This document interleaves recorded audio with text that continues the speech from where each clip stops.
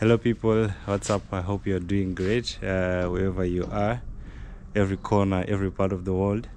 So I'm here with Kish. Top of the morning, guys. Yeah. Kish my world. Top of the morning. I'm here in Walvis Bay, man. Beautiful, beautiful space. The sun is setting, and I'm really having a nice time in this beautiful place. Yeah. So I'm glad to be hosted in your channel, Kish my world. That is my name. So if in case you're seeing this face for the first time, my name is Kish my world, and I'm a world travel content creator. Born in Kenya, based in Sweden, and the world is my home. And now I'm in Namibia. Yeah, man. Yes. So yeah, I just want him to share the experience with us, the traveling experience. Yeah. He has traveled to so many countries. How many countries have you traveled so far? 45 countries so far. Yeah, this is my country number 45, Namibia. And I'm glad to be here, man. One of my favorite countries also. Like Southern Africa has really impressed me. So this is my number 45 officially. Can you just name a few? That I've traveled to? Yeah. Okay, I can name like continents, like in like North America, I've been to Mexico, Jamaica, Africa, I've been all Southern Africa, so it's like 5 of them, apart now from Zim and Zam. I've been to Asia, Thailand, Pakistan, India, Europe, I've been Belgium, I don't know, Germany, Portugal, Italy, Spain, all these countries, yeah. So it's a lot, man. Really a lot. Finish. Yeah. So maybe the $1 million question is, how do you afford to travel? Because I feel like travel is expensive. Yeah, Traveling it is like expensive, yeah. I mean, it's expensive, but at the same time, it's not. But you have to be very structured, and you have to be very careful in planning. It takes a lot of planning if you're doing budget travel. I usually try and do budget travel so that I can stretch the dollar as much as it goes. So basically I just try and find cheap flights to wherever I'm trying to go, and I use the app or the website called skyscanner.com. Really nice. You can write like from, if you live in Namibia, Walvis Bay, you can write from Walvis Bay to everywhere. So it searches everywhere, and then you can rank according to the cheapest and the most expensive. Sometimes it's hectic because you get to wake up at 3 a.m. The flight is at 3 a.m. Sometimes you have to have like 3 layovers to get to a certain destination. But some things you have to endure while traveling. So that makes it a bit budget friendly. The next thing is like, for example, like my friend here, Lionel, is hosting me, so I get some hosts. So when somebody's hosting me, that really also helps me save in terms of accommodation, because actually accommodation is one of the most expensive things when you're traveling. But if there's a place you're going and you have no host, or maybe you just maybe you just feel like you want to be in your own room or in your own space, then you can find there's always affordable housing here and there.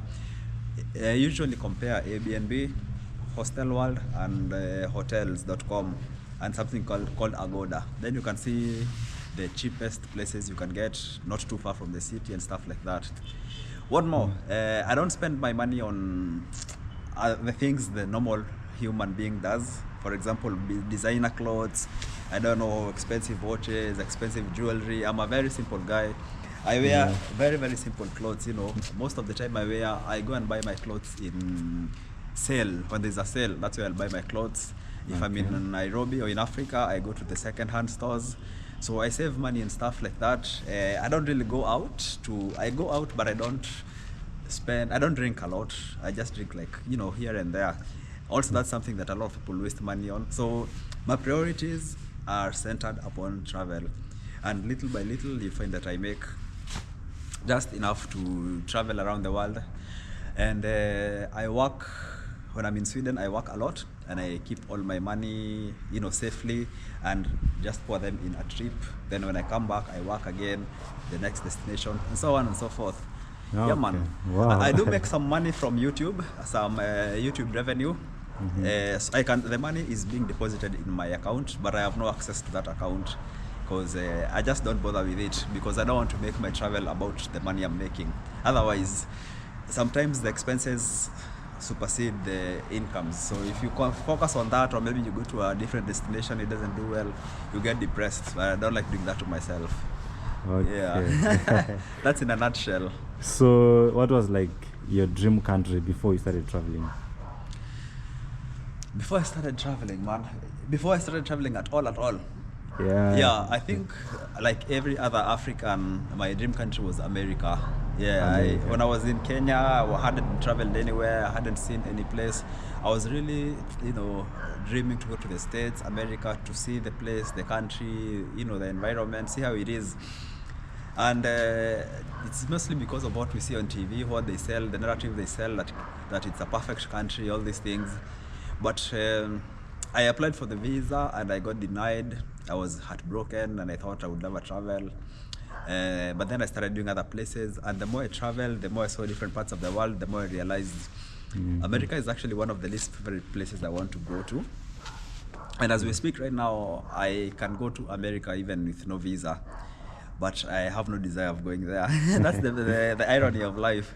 Yeah, so it's possible to go, but no, man, it's like one of those countries, after researching, seeing other places, seeing beautiful countries like these ones, peaceful, good weather, good people, everything. I'm like, I'll do it because I have to see, you have to go and see it, but it's definitely not in my priority list. Yeah, that's how things can change.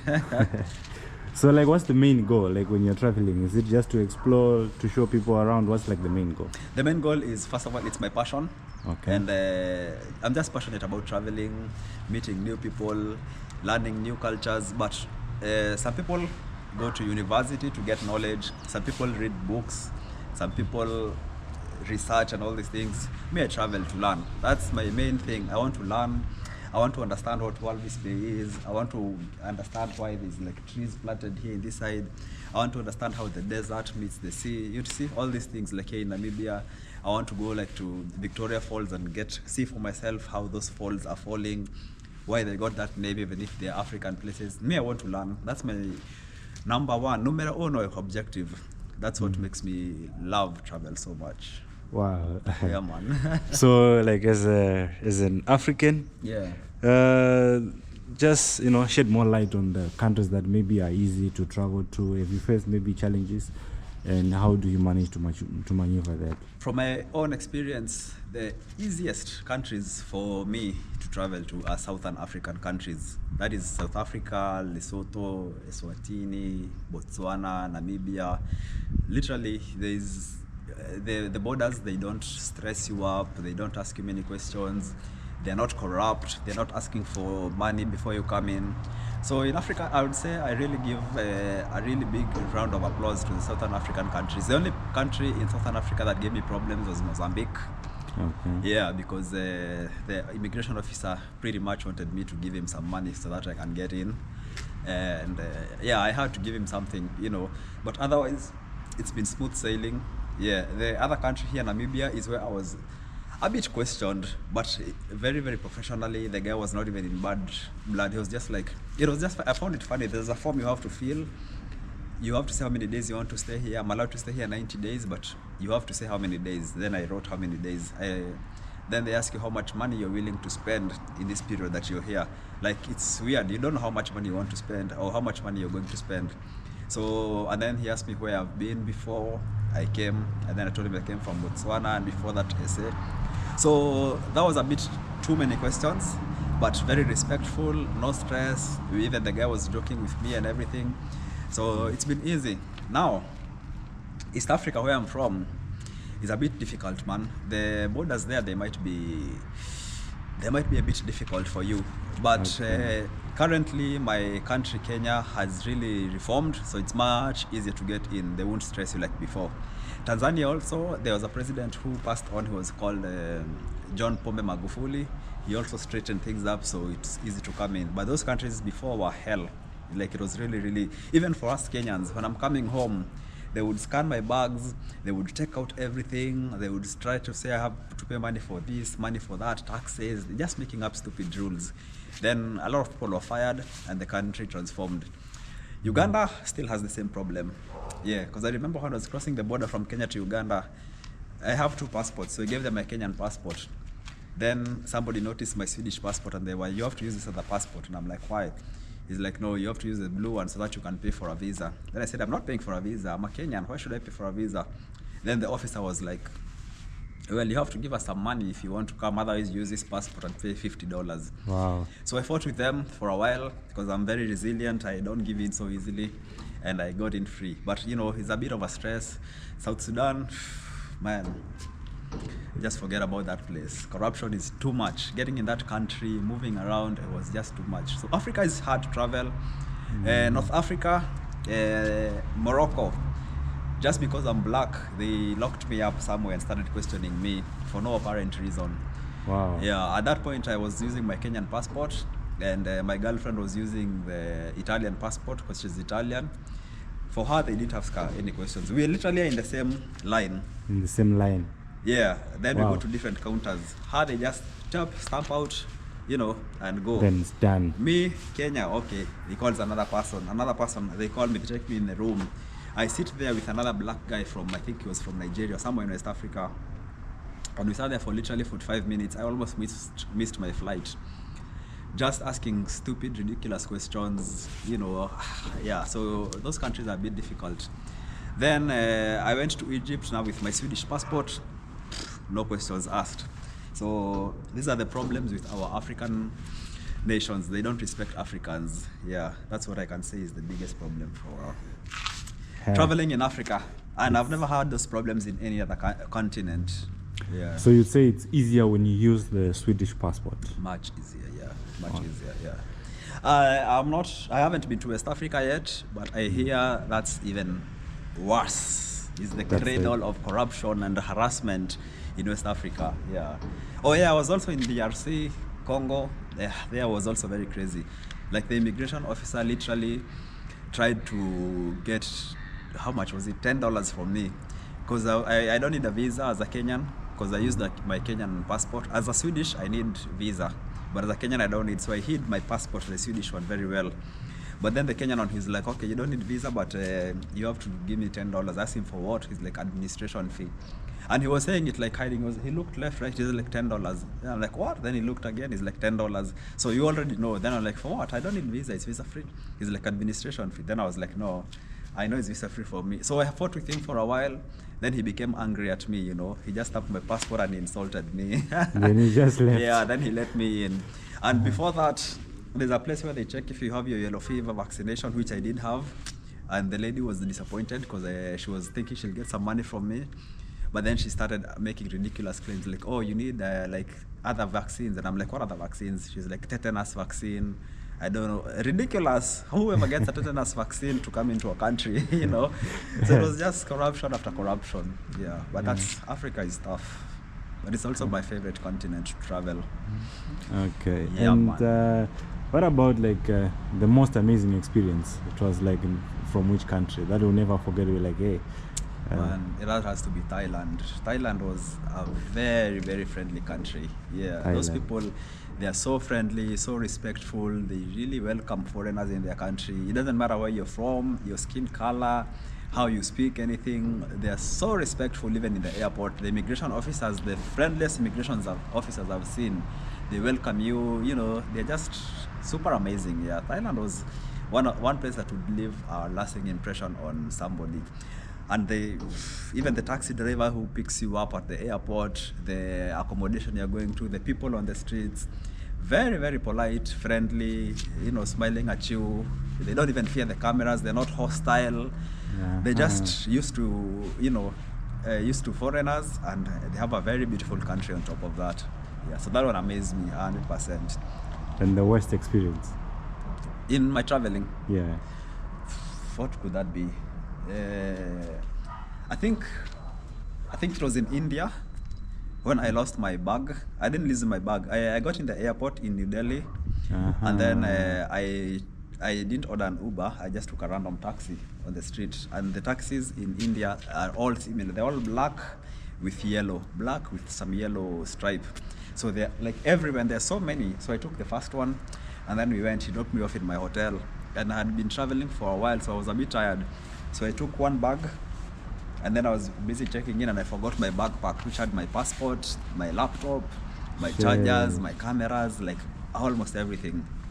So I went and I stepped out, and then as I was about to get in to check in, I remember, oh shit, there's one bag missing. And I turned back, and I saw the taxi driving off. Shit. And I was like, shit, man, how will I get my bag back? Anyway, I didn't panic. I checked in the hotel. First of all, I tried to run because I could see him To driving follow away. the- Yeah, but there's no way. You know, he doesn't know you've lost something. He's just, and he went. So I was like, okay. I also had money, so much money, because I was doing Thailand and India at the same time, and I changed money. So I had almost like $400 there for that whole period. And I just arrived, so I hadn't even any money with me. Shit. Yeah, so he drove off. Then I was just like, let me just sleep and I'll deal with this tomorrow. So I woke up in the morning, took another taxi to the airport, and thank God I had my GoPro with me. And I was recording I usually record my journey when I arrive to the hotel to spend stuff. So somehow I'd captured the taxi driver's face. So I transferred it to my phone, took a screenshot, and then I went into the airport in New Delhi, just asking different taxi drivers, because there's literally so many taxis like that. So I spent almost like 10, 15 minutes asking people, do you know this guy? Do you know this guy? They don't understand English, some of them. It was really a hassle. Long story short, somebody identified him and he told me, oh, the guy works night shift. So he's not here now, he's not working. So you have to come back at night. Then, but he was like, but I think I know where he parked his taxi. So we can go and check. And my fingers were crossed. So he drove me to a different place. Again, a taxi rank with so many similar taxis, but they know the number plate. And there stood my bag. Wow. Then I checked, everything was intact, Everything was there. including the last coin, my laptop, my chargers, my everything. I was so relieved. He didn't try to look for you, like. No, and because so- he can't contact me. I can't contact him. It's not like Uber where you can like check the last ride. It's a random taxi you just stop. So there's no way you can get each other. You got lucky. Yeah, so my lesson learned there was never to panic. Things always work out, and they did. They Yeah, did for the better. They did. So yeah, what's next? What's like on the bucket list now? My plan, on the bucket list, you mean? Yeah. Well, my plan is to visit all continents right now. So I'm missing South America and Australia. So that's what I want to go and see. And also I want to see the 7 wonders of the world. I've already seen Taj Mahal in India, Colosseum in Rome, the pyramids in Egypt, Chichen Itza in Mexico, Petra in Jordan. So I am left with the Great Wall of China and Machu Picchu in Peru. So those are my other resolutions that I'm trying to achieve. When is it now? It's in May. I'll try and do at least one of them, either Peru or China by the end of the year. But by next year, definitely, I want to do the 7 world wonders. And I want to travel to South America, but I'm trying to touch up on my Spanish because a lot of countries there don't speak Spanish. So that's also another thing. I'm trying to learn some Spanish as much as I can. And then we go there so that at least you have some basic when you're surviving there to have the best experience. Actually, yeah, you're mentioning the language part. Yeah, it seems it's one of the challenges when it comes to communication. Yeah. So how do you communicate and work around, that area and other challenges as well that you feel like when you're traveling there? Yeah, I mean, language is one of the difficult things, especially when you're traveling to different countries who don't speak English so much, including even in the borders, you might meet the immigration officers who don't speak your language well. So when you're bargaining for prices of things, asking for prices of things, so basically what I do, I try and speak with like hand signals. There's a lot of facial and hand signals that help. Yes. If I'm asking for prices of things, I remove my phone. And then like when I ask how much, like if I write for them the numbers, like 89, so that they understand what I mean. Yeah. We communicate that way. Otherwise, it's really hard. Or Google Translate. But Google Translate is terrible, pathetic. It gives its own translations, yeah man. Yeah, so those are some of the challenges, and that's how I deal with them in terms of language. But always learn a few basic phrases in the country you go. I've realized that also helps people to abide, be calm, and be chill a little bit. Yeah, so last but not least, just want to know, what would you want to say to, upcoming travelers, maybe content creators who want to create travel content? What would you say to them? Yeah, my advice is always start easy before you shoot hard. because if you want to be a travel content creator, it's one of the most difficult, most expensive genres of content creation. It's better you start mixing lifestyle and travel, because lifestyle is your everyday life.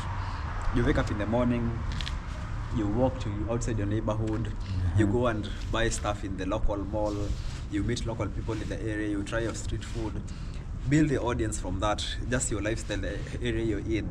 Then after that, you start building your audience, expand a little bit into some neighboring countries where you know it would cost you too much, and you're still trying to build up your channel and that.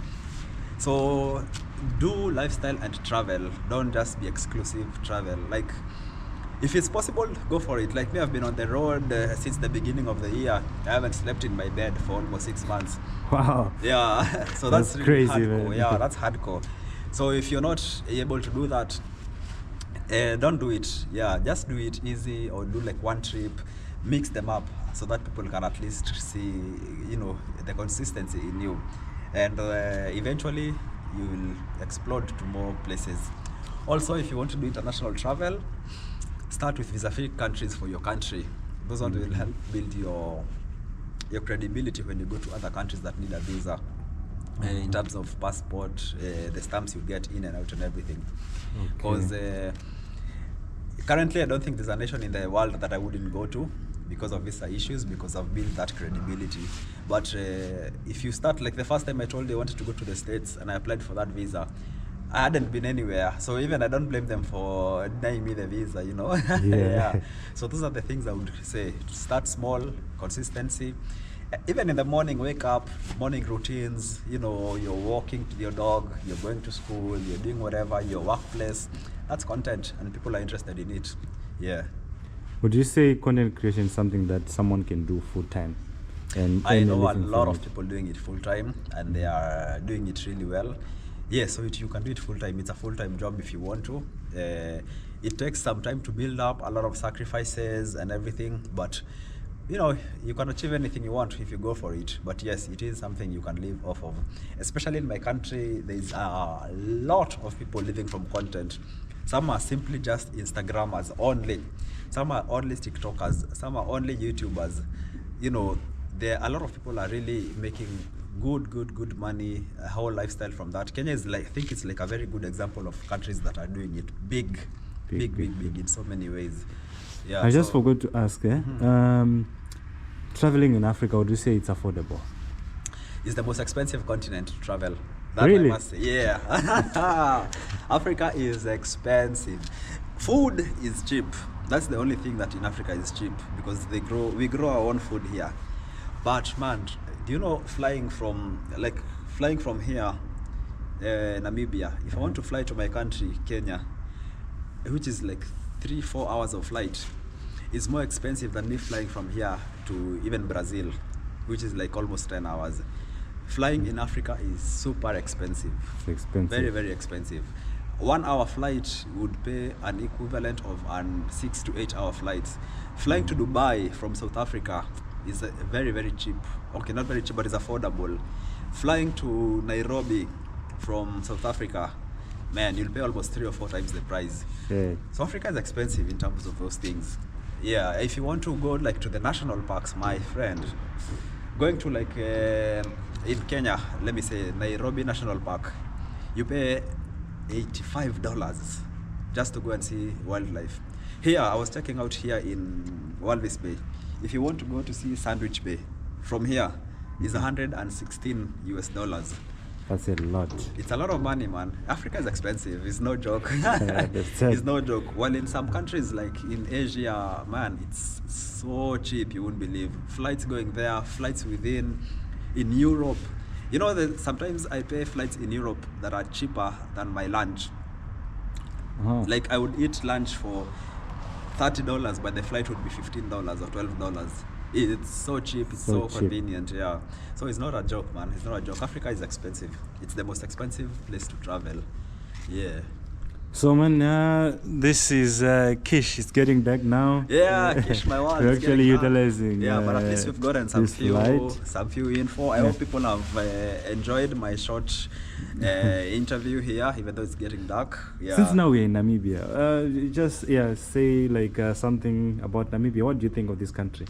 Just Namibia. Shit, man. I love this country. That I must say a lot. African countries for me so far, South Africa, Lesotho, and Namibia are my favorite African countries. That I must say, yeah. And I'm not even done with Namibia, but I feel like I love it so much. I really loved South Africa, and I really loved Lesotho. The people in Namibia though are a bit, I don't know. We were today walking with you, and you can see they're not too friendly on camera. They're really friendly off camera, but on camera they are much shy. A place like South Africa, they are friendly on and off camera. Yeah, that's one thing that makes you feel very happy about it. Same case with Lesotho. Lesotho, people are friendly everywhere. Walk in the street, people will say hi to you, they'll greet you, they'll love you, Lesotho really, I don't know, I really fell in love with that country. Yeah. So these three countries are really fighting for. Before, Tanzania was my favorite country, but now it's currently my number 4. Yeah, man. Yes, but I can tell you Southern Africa is my top destination in Africa. I highly suggest come to Southern Africa. Any of these countries, you will love them. You will not even believe how beautiful they are. Yeah. Just wait until you visit Zimbabwe. I'm from Zimbabwe, guys. Yeah. So yeah. I want to see Zimbabwe. I've heard so much about Zimbabwe. I've always wanted to go to Zimbabwe. I really hope I make it because my time is running out. Man, I've been away for so long.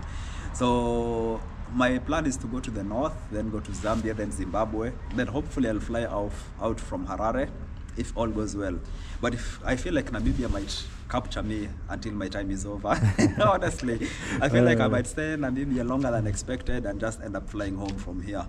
But let's see. If that happens, then I'll come back and I'll do only specifically Zimbabwe by itself, Namibia, and Malawi as I head back. I'll only do 3 countries next time. I don't want to go hard like this. Yeah. But I have to see Zimbabwe 100%. That's for sure. Yeah. Okay, here, check out his channel, Kish My World. Kish My World. What does it even mean, like the name of the channel? My name is Kish, and it's my world. I show people every place I go, it's my world. All right. Yeah, that makes sense. People come and see my world through my lens. So guys, please consider subscribing. It's dark now, we don't have light, but that was like an interesting conversation with Kish My World, sharing some experiences about him traveling around the world. 45 countries, guys. Wow, that's amazing. Yeah. And he's still going. Still going strong, yeah. Still going strong.